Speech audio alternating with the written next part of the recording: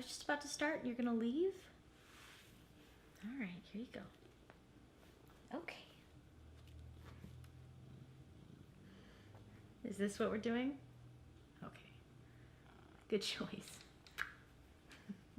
Hi guys, I'm Tamara Chambers and this is Tamara's Never Seen, and today I am watching Back to the Future Part 2. As always, I'm very excited. I loved Part 1 a ton and I really think it's gonna be just like on par. It was just such a good idea.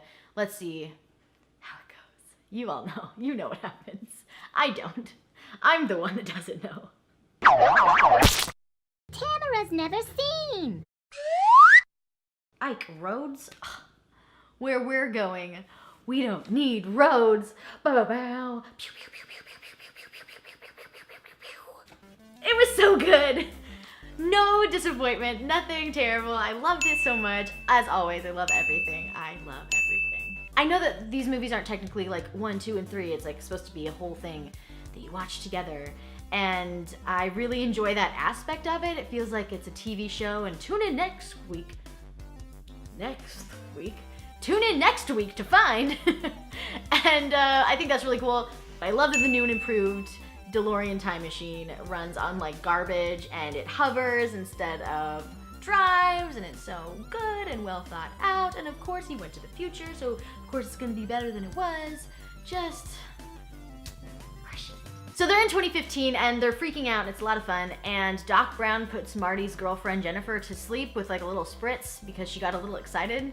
If that happened to me every time that I got excited, I would just always be asleep. Though I feel like they undershot the fashion aspect of it a little bit, because like Doc Brown is wearing a see-through tie, and that is like the most 90s thing I've ever seen in my life. So they did technically get that prediction right. It was just a little undershot. Something I love about this movie is that there's a lot that they bring in from the first, and you literally revisit the first movie, but it doesn't feel repetitive. It doesn't feel like Marty is still this really cool heartthrob, and like the bad guys you see at the beginning of the movie are like ridiculous and over the top, and it's similar to the first, but they make it feel really new. But like I said, the bad guys are nuts. Like one of them has weird computer circuit lines just drawn on his face for some reason, and they talk like maniacs, and like Biff Jr. is legitimately on coke. Like no doubt, definitely on coke. Then you find out that Einstein is still alive, so my hopes and dreams are as well. The future police find past Jennifer passed out and take her to her future home, which is no good because her future self is there. But then they take her to her home and you see all of the actors playing themselves as older or younger versions, and it's so much flipping fun. Way more fun than if they got a younger actor or older actor to play them. I just really loved it. And I recently learned that Crispin Glover was not in this movie, and I didn't know like the drama behind all of that, but I just found out. And they did a really good job with like making it seem like he was in the movie. I know they got in trouble for it, which they probably should, but I just had no idea. Also, Michael J. Fox is an attractive woman. I'm just throwing that out there. And then, what's up? Who are you? I'm future you. Damn, I look good. What are you wearing? It's a turtleneck. Yeah, it's like really hot in here. You're very sweaty.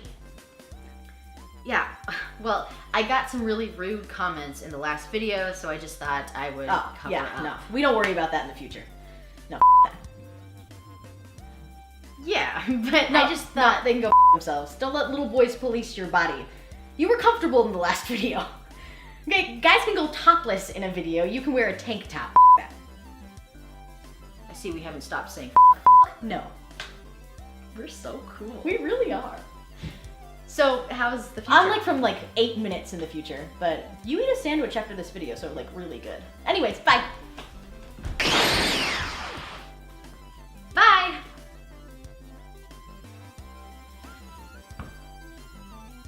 Didn't think I was gonna address that, did you? Anyways, I think it's weird that Marty's one character flaw in this movie is that he can't be called chicken without freaking the out. Listen, Marty, as I previously addressed, people can call people some really mean things. But chicken?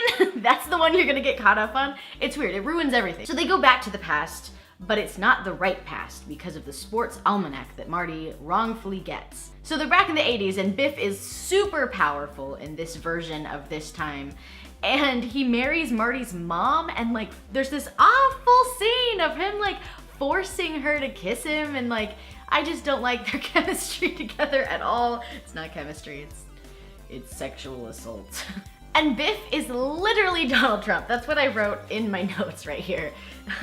Biff is literally Donald Trump. And then I found out that there's like a bunch of articles on how like the author actually used him as an inspiration for the character of Biff. I don't know if it's true or not, but there's a bunch of articles about it. So it's online where everything is factual and accurate. And they leave Jennifer in this hellscape of the 80s that they're in, and it's awful. She's like passed out on this hammock and they leave her there. So rude.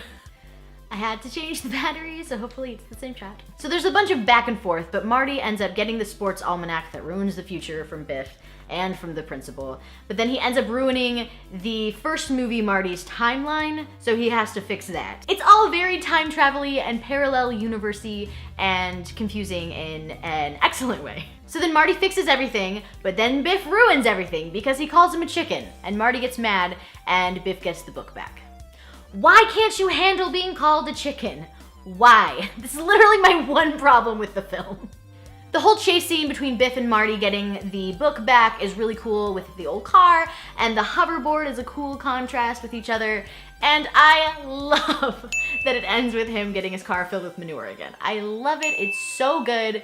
Again, like it could be repetitive, it could get really repetitive with the things they brought back, but it didn't at all. Biff is like, manure! I hate manure! Well, it's a pretty unpopular opinion, Biff. So everyone else loves manure.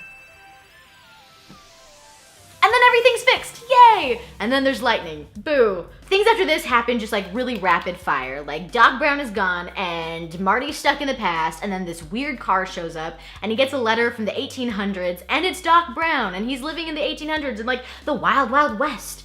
And it's all very exciting. And the third movie is now going to take place in the Wild Wild West, and I love West things. And I'm very excited. From the looks of the little teaser trailer that they show, it could either be really, really super fun or just go like way off the rails. But I had a blast with this one, and I can't imagine. Also, I've heard that it's good, so I think I'm just really excited to watch it.